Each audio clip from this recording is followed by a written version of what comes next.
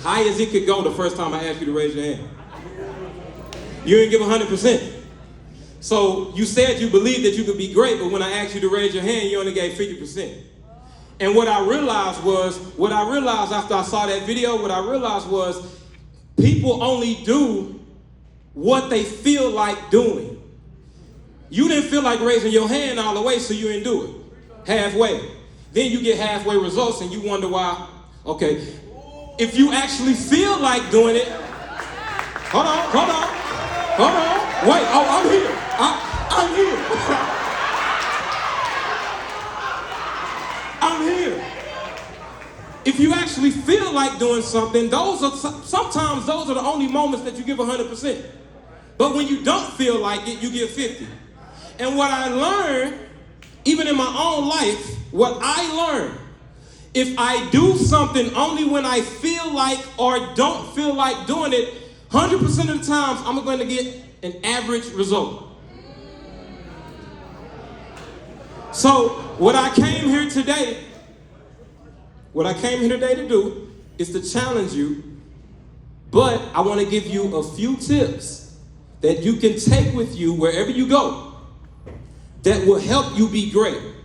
Practical tips that if you took notes on what I'm about to tell you and you walk out of here, if you do what I'm about to tell you, I guarantee you, you will be great. That sound good? All right, so look, it's only 8 tips. I got 20 minutes, right? I got about 15 to 20 minutes. I saw something interesting on the internet the other day. The average attention span for an adult is about 8.25 seconds. So what I'm gonna do, I'm gonna give 8 tips, but it's gonna be rapid fire. Now, each time I give a tip, I'm gonna elaborate on that tip for about 1 to 2 minutes, then we move into the next one because I only got 8 seconds of your time. All right, is that cool? Is that cool? All right. If you want to, Mr. White, I hope they can do this. If you want to, you can get your phone out, take notes, whatever it is. But I'm telling you, if you implement what I'm about to tell you, you will be great before you're 35 years old. All right? All right, let's get it. Number one. Come with an empty bowl when you sit down to eat at the table of opportunity. Come with an empty bowl when you sit down to eat at the table of opportunity. This is what I mean by that. A lot of y'all are the best in your family at what you do. Some of y'all are trailblazers in your family. Some of you are just good at what you do. Some of y'all know too much. Some of y'all have to grow up earlier than the next person. When you walk into the room and somebody that may be 35 or 40 years old try to tell you what to do, you can't tell me what to do. Oh, I'm 18, I'm grown now. See, you got your bowl too full. So when you go into a room, this is what I want you to do. Forget what you know. Forget what you thought you knew. Forget what you accomplished in high school, because you're about to enter a world out there that has opportunity for you, opportunity to develop, opportunity to grow, opportunity to be great. But if you stay stuck on what you think you know, you'll never know what these people that you're about to encounter know, because your bowl is too full. I don't know about you, but if I go to the table with a bowl full, when I was a young boy, if I went to the table with a full plate, my mom couldn't put no more on my plate because what I had was taking up space. But if I emptied my bowl out and I went to my mom, she could continue to fill my bowl up, and then I would have food to eat for days. So this is what I want to challenge you to do. Number one, when you sit down at the table of opportunity, make sure your bowl is empty. You got it? All right, let's go to the next one. You probably heard this one. You were born an original, so don't die a copy. You were born an original, so don't die a copy. See, now the truth is, we clapping and stuff, but the truth is, y'all just compared y'all outfits when y'all walked into this building. Oh, snap, man, look at what she got on. Oh, man, I knew I should have worn mine. Hey, man, hey, hold on, bro. Let me go to the bathroom real quick. You didn't really have to go to the restroom. My boy just came looking so fresh, you had to go and double check to make sure you still tight. Dang, I thought I was good. Hey, man, you compare it. Comparison kills success. You were born an original, so don't die a copy. Let me tell you something about intelligence. See, a lot of people, we look at athletes Other people look at musicians. Some people look at talk show hosts and they feel that they are not smart enough or that they don't have the intelligence to accomplish what these people have accomplished. But let me just help you out. If you go on ChatGPT, Google, whatever you want to do, however you want to find it, there is a such thing as 8 intelligences that people are born with. One being kinesthetic intelligence. Kinesthetic intelligence means that somebody has the athletic ability, the physical control, that to the point they can control their body in such a way that nobody else can. Pat Mahomes, LeBron James, kinesthetic intelligence. Their body has an intelligence that says, this is how my body moves, my body understands that. But if you have a musical intelligence and you're looking at somebody with a kinesthetic intelligence trying to be like them, you'll forget about the gifts and the talents that you were born with, not even realize that you were blessed with something just like them. Just because it don't look like the next person don't mean that it ain't as valuable as the next person. Some people got linguistic intelligences. That means you're good at communicating with people. I have a linguistic intelligence. That's why I can stand on stage and be a motivational public speaker. I'm good at this. But just because you may not be good at this, you may have a mathematical intelligence, a logical intelligence. You good with numbers. And I don't know about you, but if you good with numbers, I'm cool with you handling my money. I'm cool with you figuring out problems or having problem-solving skills that figure out an equation that I can't figure out. So stop comparing yourself to somebody else just because you don't have that intelligence. This is what I want you to do. Find out what your intelligence is and work on it. And if you don't know what your intelligence is, find something and get good at that. Right? Because this is what I understood or came to know, that when you focus on what you're good at or what your passion is, you ain't gonna have time to compare yourself with nobody else. And this is what I want you to do. Take just one seed. Take one thing that you're good at and put that in the ground and keep watering it year after year after year, moment after moment after moment. Because I don't know about you, but the last time I checked, if I put a seed into the ground, if I put an apple seed into the ground, one apple seed, sooner or later, if I keep watering that seed, that thing is going to grow and produce thousands of apples. But I only focused on one seed. 50 Cent started in music, now he owns. Michael Jordan started with basketball, now he got a whole clothing. Focus on one thing, and then that one thing will open up thousands of doors for you. All right? Let's go to the next one. Be okay with being bad at something long enough to get good at it. Be okay with being bad at something long enough to get good at it. I want to tell you a story. When I was in high school, I transferred, and these guys were good at checkers. When I walked into the cafeteria, seen them playing checkers, I loved to play, but I sucked. Let's just be real, I was trash. So I sat down at the table. Hey man, can I play? Yeah. Pull up a chair. Of course you can play. Played on Monday. Got the dog beat out of me. Came back, played on Tuesday, got the dog beat out of me. I'm talking about this going on for months and months at a time. I was getting my butt beat for 5 months straight. Summer came up, I said, man, you know what? They not about to make a fool out of me. I'm talking about, I would walk in the cafeteria and they would stand up and say, hey man, you want to play today? Yeah, boy, I'll play. I already know what was about to happen. I was bad at it. But what did I do? I downloaded checkers on my phone. I played every chance I got. Played my uncles, played cousins, played aunties. I played anybody. When I went back to school, after summer break, guess what happened? I got beat again. Oh, but I ain't get beat by a large margin. I was creeping up and they ain't even know it. Then about 3 months later, I started winning. The next day I won. Now when I walk in the cafeteria, I see them get their bags and go to the door. Oh, wait a minute, fam. Wait a minute. Hold on. It was cool when you was dogging me, but now I put in the time. I was okay with being bad at it long enough To the point that I got good, but now that I'm good, you running? I'm going to tell you something about the 10,000 hour rule.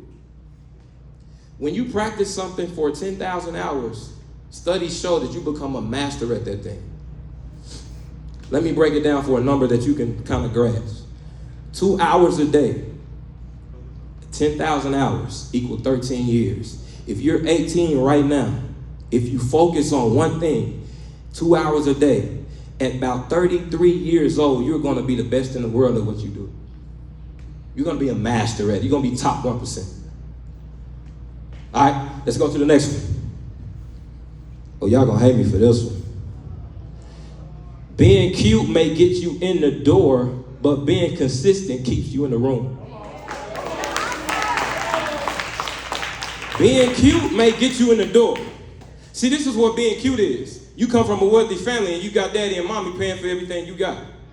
Oh, they got connections and they got this job for me and I ain't even have to work to get it. Oh, you got real good interview skills and when you go down and you sit in front of the interview and you know exactly what to say. That's being cute, but sooner or later you're going to have to perform after you get in the door.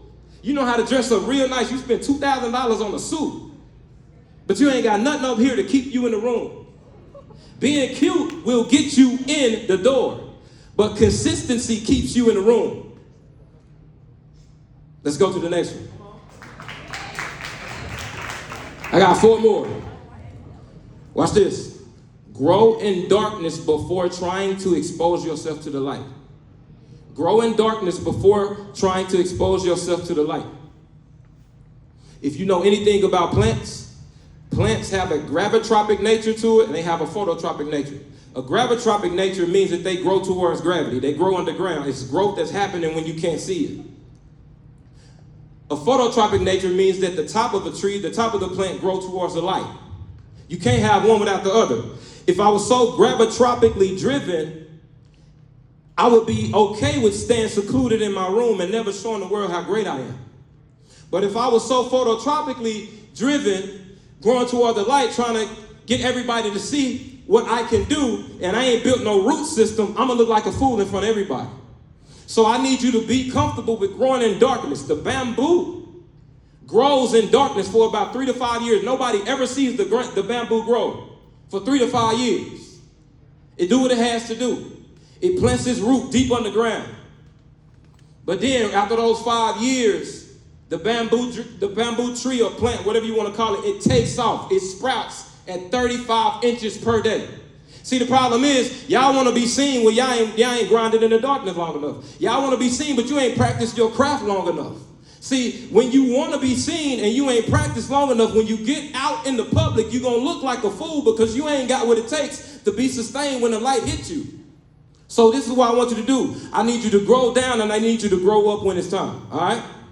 Let's go to the next one. We got 3 more. Practice telling yourself no. That's real simple. That's discipline. Not every yes that you get means that that person loves you. Sometimes when they give you a yes, that means that they don't like you. Because they see your potential. They see your potential. And they know you have greatness within you, but they know they ain't about nothing. So what they want to do, hey, come with us, bro. You know what I'm saying? Oh, you sure I can come with y'all? Yeah, man. Come on, man. You can come with us. And they know they about to do something that ain't no good. But see, I got partners in my life that when I tried to do something that was sideways or crooked, they seen the potential in me. I got a partner that's doing 40 years right now. I can write him a letter. He'll write back. Say, bro, I remember I always told you, don't be like me. I remember I always told you that stay playing football. Stay with your head on your shoulders. Like we was cool to the point he never tried to bring me down. He understood what was in me, so he told me no to his lifestyle. Even when I probably wanted to live it, he said, nah, bro, this ain't for you. I need you to go over there. He told me no. See, the problem is it's hard for you to receive a no because you never practice telling yourself no. I want you to do something. We're going to go to the last 2. This is what I want you to do. The next time you go to McDonald's, my bad, y'all bougie. Next time you go to Chick-fil-A, next time you go to Chick-fil-A and you riding in your car and ain't nobody with you and they put the fries on the top, don't eat them. She said it. Don't eat them. Practice discipline. Practice telling yourself no. Next one. I got 3 minutes. Learn from a pro Walk with a peer and lead a protege. Learn from a professional that came before you, a mentor. Walk with a friend, somebody that you can have to talk about your struggles with. And when you learn, reach back to somebody else, somebody that's younger than you, somebody that was once in your position that want to learn the game, and then you pull them along. I'm telling you, that is a game changer. In my life right now, I learn from somebody, I walk with somebody, and I'm teaching a lot of men. Learn from a professional, walk with a peer, and teach a protege. Last one, surround yourself with people who will help you get the position you want and not those who want your position. Surround yourself with people that will help you get the position you want and not those that want your position. My wife is back there right now recording. When we left, I'm about to be real, and I'm about to get out stage. When we left Life High School, Waxahachie, about 2 or 3 years ago, we had a partner, we had our best friend, and a couple of other people were working to build this business, and we were building it, and we're still building it. The second year doing business as a unit, we made $2 million.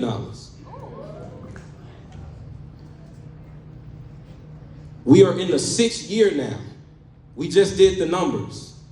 Together as a unit, we made $12 million. And not only that, me and my partner, we just bought a franchise, and now we're part owners of a wood working business. See, for the past year, I've been immersing myself in the craft, learning, coming with an empty bowl to some woodworkers so they can teach me what they know. Now I have a skill set that was developed over the last year. I know how to make epoxy tables, and every time I make an epoxy table, I can sell it for $15,000. But it ain't even about the money. It's about the community of people that we have that are not envious of somebody else's position. We want to see each one of us reach our full potential, sit in the seat that we're supposed to sit in, and we're not trying to pull a chair out of nobody's lap. Like, we ain't trying to pull a chair from nobody. We want you to be all that you can be. And I want to tell you about the penguin. The penguin is like a ship, right? Hey, you talking good, you talking about a penguin now? A penguin, this is what it does. A penguin, a father, when the mother lays the egg hasn't hatched yet. The penguin takes the egg and he puts it on his feet and he puts the top of his stomach on the egg and he sits on the egg, keeps it warm, and he does not move from that spot. He doesn't eat, he doesn't do anything for 2 to 3 months until what he is sitting on has hatched. He's willing to make the sacrifice even to eat, to watch what he's sitting on develop into what it was supposed to be. My question to you, what are you sitting on? What are you willing to sit on? What are you willing to sacrifice for? See, yeah, you just graduated, but let me tell you, once you go to college, once you get into the door, like I said, being cute to get you in there, but you got to be willing to sit on something to keep you there. And if you sit on it long enough, if you stay rooted long enough, if you stay grounded long enough, if you keep trying hard enough, sooner or later, what you're sitting on is going to hatch, it's going to open up, and everybody is going to see the greatness that you've been sitting on and that you've been working towards. All right? That's my time, man. Y'all be easy.